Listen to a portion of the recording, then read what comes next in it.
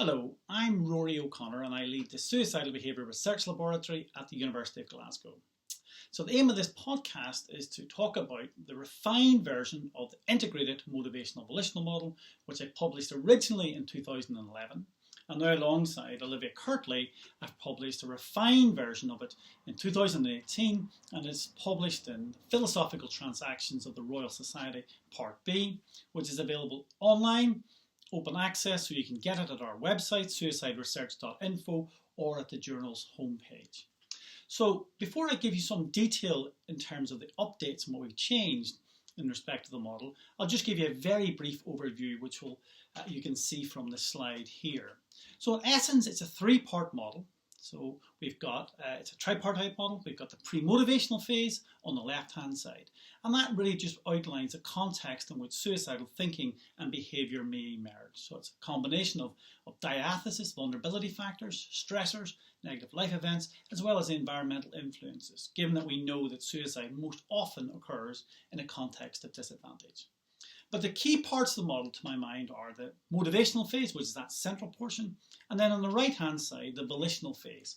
And then if we were to summarise the central portion in one word, it is ideation. So it's trying to think about the emergence of suicidal thoughts and suicidal intent. And then on the right-hand side, we've got action. That would be the one word to describe the volitional phase.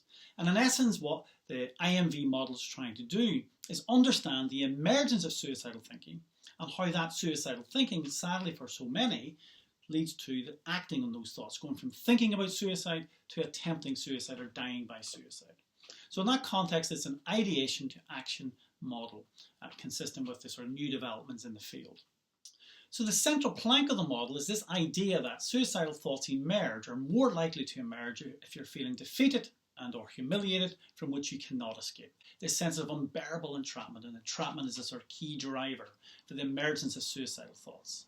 And that's the key to the motivational phase. And as you can see from the figure, there are a number of factors which facilitate that transition from feeling defeated or humiliated to feeling trapped, and feeling trapped to becoming suicidal, and then indeed from being suicidal to actually acting on your thoughts of suicide. So the third phase then is this behavioural and action phase, this volitional phase, and I'll come back to that in a second because that's one of the key changes in respect of the model refinement. So in the 7 years since the publication of the IMV model in 2011, a range of studies have been published by ourselves and others in the field, which support in large part the central tenets of the model.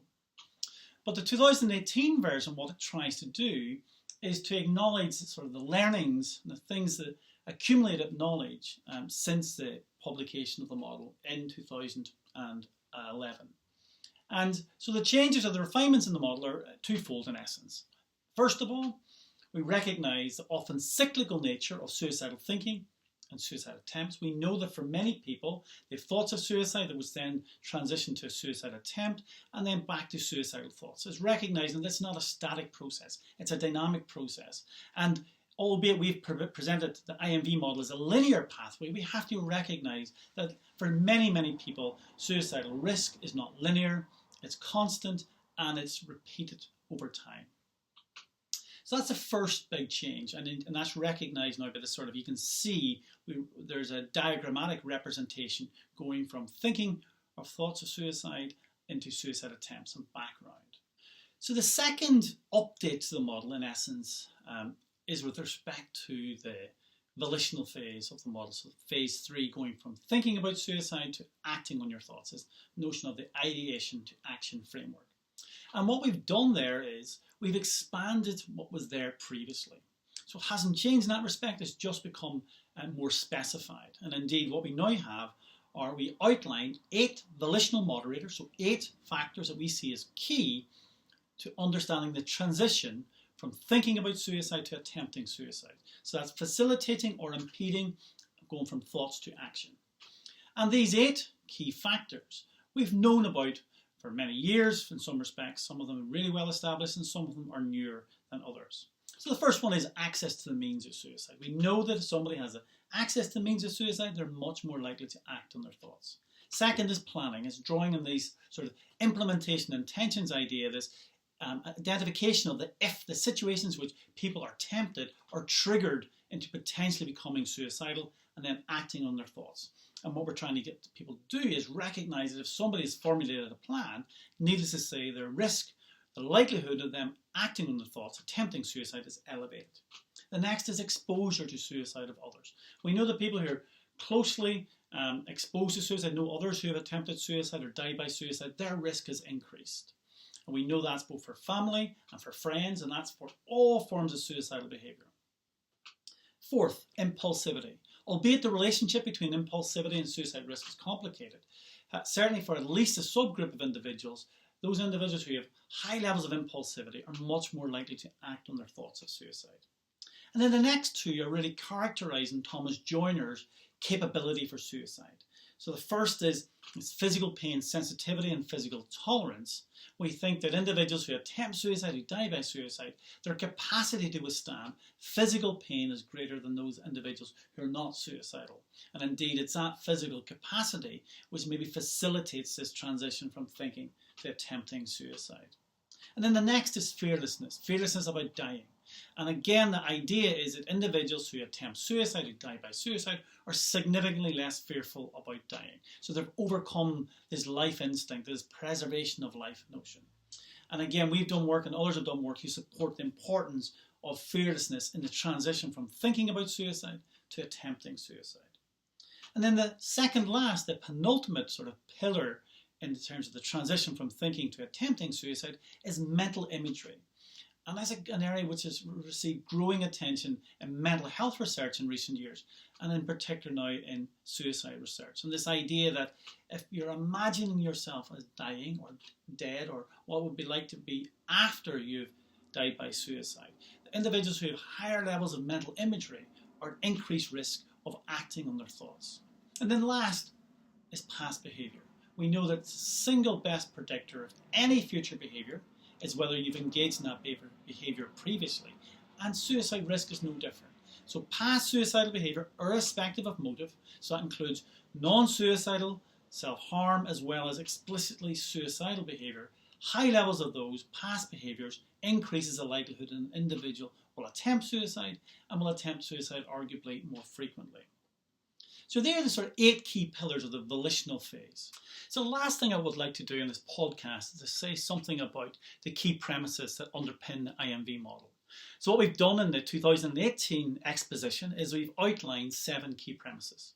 So premise number 1 is straightforward. Vulnerability factors, so vulnerability factors combined with stressful life events, including early life trauma, early life adversity, provide a backdrop for the development of suicidal ideation. And then when suicidal thoughts develop, then obviously the transition to suicide attempts is increased, potentially. Second is the presence of pre-motivational variables, things like socially prescribed perfectionism, something we've done quite a bit of work on, increases your sensitivity to signals of defeat in the environment. So in other words, if you're high in social perfectionism, every day is an opportunity to feel like a failure, to feel defeated, and then kickstart this pathway potentially to suicidal thinking and suicidal behaviour. Third, defeat and humiliation and entrapment are the key drivers to the emergence of suicidal thinking. So albeit we recognise the complexity of suicide risk, we recognise that no two suicides are the same and the factors that lead to suicide are very, very complex. But our argument here is what's important is how they're filtered into leading to feelings of defeat and humiliation and entrapment. We think that's key to the emergence of suicidal ideation. Fourth is entrapment is a bridge between defeat and or humiliation and suicidal ideation. Fifth, volitional factors are the key drivers, the key factors that govern the transition from suicidal thinking and suicidal intent to suicidal behaviour and death by suicide. So although there are lots of factors associated with suicidal ideation, these volitional phase factors, relatively speaking, are more important in governing that transition. Sixth, individuals with a suicide attempt or a self-harm history will exhibit higher levels of these motivational and volitional factors than those without such a history. And then seventh, the last, is distress is higher amongst individuals who engage in repeated suicidal behaviour. And the sad reality is then over time, that sort of going from thoughts to attempts, we think that might get quicker and quicker, making it much more difficult to intervene.